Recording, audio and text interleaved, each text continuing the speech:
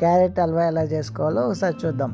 Carrot తీసుకొని సన్నగా తురుముకొని పక్కన పెట్టుకొని, మిల్క్ ఉంటే మిల్క్ చూసుకొని, మా ఇంట్లో మిల్క్ లేదు అందుకని మిల్క్ పౌడర్ యూజ్ చేస్తున్నా. మిల్క్ పౌడర్లో వాటర్ పోసుకొని మిల్క్ని బాగా బాయిల్ చేసుకుంటే ఈ మిల్క్ పౌడర్ మిల్క్ అవుతుంది.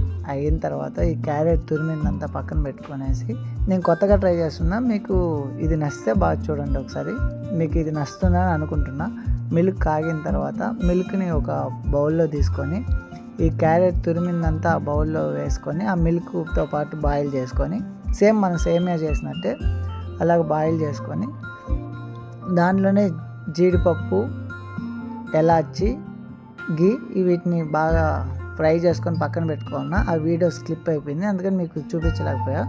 దీంట్లోనే దాన్ని కూడా పైన వేసుకొని బాగా కలబెడితే మిక్సింగ్ అయిన తర్వాత చాలా బాగా స్మెల్ వచ్చింది. దాని తర్వాత బాగా బాయిల్ అయిన తర్వాత ఇలాగ వచ్చింది. ఇది అంతా మా ఫ్రెండ్స్ కోసం నేను చేస్తుంటే ఒక్కడు కూడా నా కోసం హెల్ప్ చేయకుండా లోపల కూర్చొని వీడియో చూసుకుంటున్నాను. అసలు చేసిందే వాళ్ళ కోసం, వాళ్ళు ఒక్కడు కూడా నా కోసం హెల్ప్ కూడా చేయట్లేదు. అన్నీ నేనే క్లీన్ చేసుకొని నేనే పెట్టుకున్నాను. ఇటుంటుంది.